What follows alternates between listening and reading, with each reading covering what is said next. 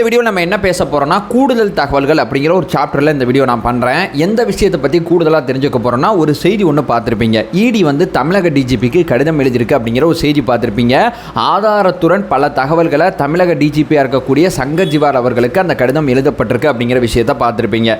இதை பற்றி கூடுதலாக 10 விஷயங்கள் இந்த வீடியோவில் பேச போகிறோம். இந்த செய்திக்குள்ளே போய் தேடி பார்த்தா 10 மிக முக்கியமான விஷயங்கள் இருக்குது. அந்த 10 விஷயங்களை தெரிஞ்சுக்கிட்டாவே இந்த செய்தி என்ன சொல்ல வருது, இந்த கடிதம் ஏன் எழுதப்பட்டிருக்கு, அந்த கடிதத்தில் என்ன இருக்குது அப்படிங்கிற பல்வேறு விதமான கேள்விகளுக்கு பதில் கிடைக்கும். இந்த கடிதம் ஏன் இப்போ எழுதியிருக்காங்க, 9 மாதமாக இடி என்ன பண்ணிட்டு இருந்தாங்க அப்படிங்கிற பல்வேறு விதமான கேள்விக்கும் இந்த வீடியோவில் பதில் இருக்கும். ஸோ இந்த செய்தியை கேள்வி இல்லாமல் புரிஞ்சுக்க முயற்சியில் இந்த வீடியோவில் இறங்கலாம். உற்சாக வணக்கங்கள், வாங்க பதிவுக்குள்ளே போகலாம்.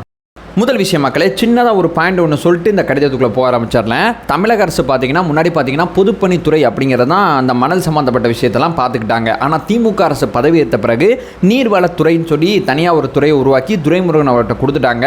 அவங்க தான் ஃபுல்லாக அந்த மணல் சம்மந்தப்பட்ட விஷயத்தை பார்த்துக்கிறாங்க. பெருசாக பார்த்தீங்கன்னா இடி ரைடு உட்பட நமக்கு அந்த மணல் சம்மந்தப்பட்ட விஷயத்தில் 3 பேரானது மைண்டில் நல்லா ஞாபகத்துக்கு இருக்கும். ஒன்று யாருன்னு சொல்லி கேட்டிங்கன்னா புதுக்கோட்டையோட என்னார்னு சொல்லுவாங்க, ராமச்சந்திரன் அப்படிங்கிறது அவரோட பேர். அடுத்து பார்த்தீங்கன்னா கரிகாலன் அப்படிங்கிறது இன்னொருத்தர், ரத்னம் அப்படிங்கிற இந்த ராமச்சந்திரன் அவர்களோட உறவினர். ஸோ இந்த 3 பேர் தான் அடிபடுது.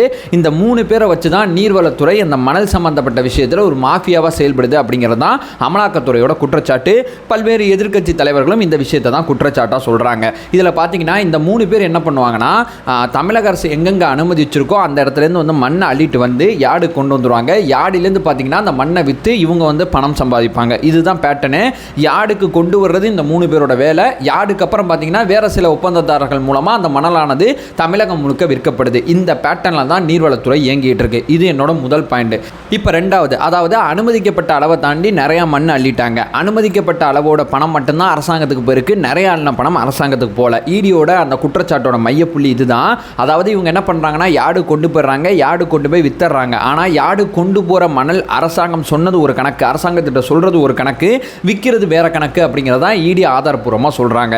இந்த குற்றச்சாட்டு வந்த பிறகு தமிழகம் முழுக்க 36 இடத்துல ரைடு விட்டாங்க. நீர்வளத்துறையோட அலுவலகம் உட்பட நம்ம முன்னாடி பேசின ராமச்சந்திரன் அவர்கள், கரிகாலன் அவர்கள், அது மட்டும் இல்லாமல் ரத்னம் அவர்கள், இவங்களோட அலுவலகம் உட்பட எல்லா இடத்துலையுமே ரைடு பண்ணாங்க 9 மாதத்துக்கு முன்னாடி. அந்த 9 மாத ரைடையும் ஈடு இங்கே குறிப்பிடுறாங்க.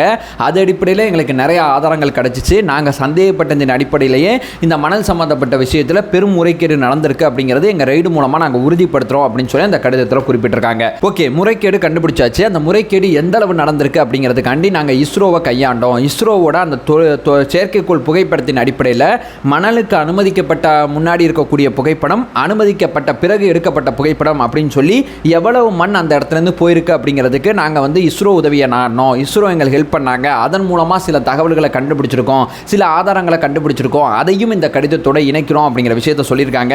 அடுத்ததாக பார்த்தீங்கன்னா ஐஐடி கான்பூரோட உதவியை நாங்கள் நாடி இருக்கோம். எவ்வளவு பணம் இங்கே கைமாற்றப்பட்டிருக்கு அப்படிங்கிறதுக்காண்டி நாங்கள் கான்பூர் ஐஐடியோட தொடர்பில் இருந்தோம். அதாவது எவ்வளவு மண் எடுக்கப்பட்டது அப்படிங்கிறதுக்காண்டி இஸ்ரோவோட உதவி நாங்கள் பார்த்தோம். செயற்கைக்கோள் புகைப்படம் காரணமாக அவங்கள்ட்ட தான் இருக்குது, அந்த டெக்னாலஜியை பயன்படுத்திக்கிட்டோம். கான்பூர் ஐஐடி எதுக்கு கூப்பிட்டோம்னா எவ்வளவு சம்பாதிச்சிருப்பாங்க, எவ்வளவு முறைகேடு நடந்திருக்கு அப்படிங்கிற அந்த பணத்தை கண்டுபிடிக்கிறதுக்காண்டி கான்பூர் ஐஐடியோட ஹெல்ப் நாடணும் அப்படிங்கிற விஷயத்த சொல்கிறாங்க. அடுத்ததாக பார்த்தீங்கன்னா 9 மாதமாக நாங்கள் முழுக்க விசாரணை பண்ணதில் தமிழக அரசுக்கு இந்த மணல் மாஃபியா ஏற்படுத்தியிருக்கக்கூடிய இழப்பான தொகை எவ்வளோன்னு சொல்லி கேட்டிங்கன்னா 4730 கோடி ரூபாய் இழப்பு ஏற்பட்டிருக்கு அப்படிங்கிற விஷயத்தை ஆதாரப்பூர்வமாக இடி நிரூபிச்சிருக்கு. அந்த ஆதாரங்களை இந்த கடிதத்தில் உங்கள்கிட்ட இணைச்சிருக்கோம், உங்கள் பார்வைக்கு வச்சிருக்கோம் அப்படிங்கிற விஷயத்த சொல்லியிருக்காங்க. அடுத்ததாக பார்த்தீங்கன்னா இந்த மணல் சம்பந்தப்பட்ட விஷயத்தில் அந்த முறைகேடு பண்ணதாக நாங்கள் சந்தேகிக்கப்பட்ட நபர்களோட 130 கோடி சொத்துக்களை முடக்கியிருக்கோம். அது மட்டும் இல்லாமல் 128 கோடி மதிப்புள்ள ராட்சச இயந்திரங்களை முடக்கி வச்சிருக்கோம். அது மட்டும் இல்லாமல் 35 வங்கி கணக்கில் இந்த மணல் மாஃபியா சம்பந்தப்பட்ட விஷயத்தில் எங்களுக்கு சந்தேகம் வந்ததுனால அந்த கணக்குகள் அத்தனையுமே நாங்கள் ஃப்ரீஸ் பண்ணியிருக்கோம், அதாவது முடக்கியிருக்கோம் அப்படிங்கிற தகவலை சொல்கிறாங்க. அடுத்ததாக என்ன சொல்கிறாங்கன்னு சொல்லி கேட்டிங்கன்னா, இது சம்பந்தமாக தலைமை பொறியாளர் இருக்கக்கூடிய முத்தையா அப்படிங்கிற ஒருத்தட்ட 2 நாள் விசாரணை பண்ணோம். இது மட்டும் இல்லாமல் 10க்கும் மேற்பட்ட கலெக்டருக்கு சம்மன் அனுப்பணும். நீதிமன்றம் போனாங்க, வழக்கு டிஸ்மிஸ் ஆனிச்சு. 10க்கும் மேற்பட்ட கலெக்டரை நாங்கள் விசாரிச்சிட்டோம். எங்களோட விசாரணை முடிவில் நாங்கள் இந்த புள்ளியில் வந்து நிற்கிறோம் அப்படிங்கிற பாயிண்ட் ஆஃப் வியூ சொல்கிறாங்க. என்ன சொல்கிறாங்கன்னா 28 குவாரியில் தமிழக அரசு மணல் எல்லாம் அனுமதி கொடுத்துருக்கு.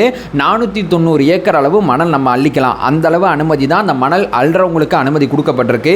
ஆனால் இந்த மணல் அள்ளுறவங்க 490 தாண்டி 500 600 கூட போல இவங்க எவ்வளவு போயிருக்காங்கன்னா 2450 ஏக்கர் அளவு மணல் அள்ளியிருக்காங்க. அதாவது அனுமதிக்கப்பட்ட அளவை தாண்டி பல மடங்கு மணலானது அள்ளப்பட்டிருக்கு அப்படிங்கிற தகவலை சொல்றாங்க. ஸோ அந்த நீர்வளத்துறைக்கு பார்த்தீங்கன்னா கிட்டத்தட்ட பார்த்தீங்கன்னா 4.05 லட்சம் யூனிட் தான் மண் அள்ள அனுமதிக்கப்பட்டிருக்கு. ஆனால் இவங்க எவ்வளோ மண் அள்ளியிருக்காங்கன்னா 27 லட்சம் யூனிட், கிட்டத்தட்ட 28 லட்சம் யூனிட் மணல் அள்ளியிருக்காங்க. அனுமதிக்கப்பட்ட அளவை தாண்டி 24 லட்சம் யூனிட் அதிகமாக மணல் அள்ளியிருக்காங்க அப்படிங்கிற விஷயத்தை ஆதாரப்பூர்வமாக அமலாக்கத்துறை கண்டுபிடிச்சதா அந்த கடிதத்தில் குறிப்பிட்டிருக்கு. அடுத்ததாக பார்த்தீங்கன்னா இதான் மேஜரான பாயிண்ட். இந்த மணல் அள்ளுறது மூலமாக அனுமதிக்கப்பட்ட அளவு மூலமாக அரசாங்கத்துக்கு கணக்கு காமிச்சு அரசாங்கம் சம்பாதிச்ச தொகையானது 36 கோடி, நியர்லி 37 கோடின்னு கூட வச்சுக்கலாம். ஆனால் அந்த மணல் மாஃபியா சம்பாதிச்சது 4730 கோடி. அதாவது அனுமதிக்கப்பட்ட அளவை தாண்டி பல மடங்கு மணல் அள்ளி அரசாங்கத்துக்கு அதில் 1% மட்டும் கொடுத்துட்டு மிச்சம் 99% இன்னும் மணல் மாஃபியா கும்பல் அதிகாரிகளோட தொடர்பில் பாக்கெட்டில் வச்சுக்கிறாங்க. 1% மட்டும்தான் அரசாங்கத்துக்கு கொடுத்துருக்காங்க, 99% இவங்க பாக்கெட்டில் இருக்குது அப்படிங்கிற குற்றச்சாட்டை அமலாக்கத்துறை ஆதாரத்தோடு நிரூபிச்சிருக்கு. இந்தந்த ஏரியாவில் அனுமதிக்கப்பட்ட மணல் அளவு இவ்வளவு எடுத்திருக்காங்க, அதற்கான செயற்கைக்கோள் புகைப்படம், இதோட கால்குலேஷனோட தியரி அப்படின்னு சொல்லி எல்லா தகவலையுமே சங்கர் ஜிவால் அவர்கள் கொடுத்துருக்காங்க.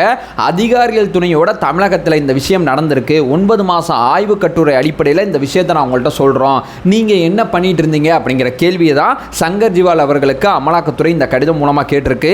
இந்த கடிதம் அரசியல் ரீதியாக பரபரப்பை ஏற்படுத்துறதுக்கு, அதாவது அனுமதிக்கப்பட்ட அளவு எடுக்கப்பட்ட அளவு அப்படிங்கிறதா இங்கே பிரச்சனைக்குள்ளாகுது. அனுமதிக்கப்பட்ட அளவில் அரசாங்கம் சம்பாதிச்ச தொகையை தாண்டி இவங்க பல கோடி தொகையானது அதிகமாக சம்பாதிச்சிருக்காங்க அப்படிங்கிறது இந்த கடிதம் மூலமாக தெள்ள தெளிவாக தெரிஞ்சிருக்கு.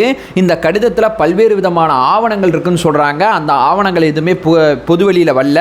இந்த கடிதத்தில் இந்த தகவல்கள் தான் இருக்குது அப்படிங்கிறது அமலாக்கத்துறை தரப்புலேருந்து மீடியாவில் கொஞ்சம் கொஞ்சமாக லீக் ஆகிருக்கு அப்படிங்கிறது தான் இந்த வீடியோவில் நம்ம சொல்கிறோம்.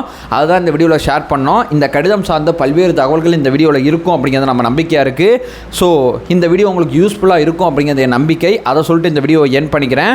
இந்த கடிதம் சார்ந்த உங்களோட கருத்துக்களை இந்த வீடியோ கீழே கமெண்ட் பண்ணுங்கள். நம்ம சேனலை ஃபர்தராக ஃபாலோ பண்ணிங்கன்னா பொலிட்டிக்கல் ரீதியாக பல்வேறு விஷயங்களை பற்றி நம்ம பேசிகிட்டு இருக்கோம்.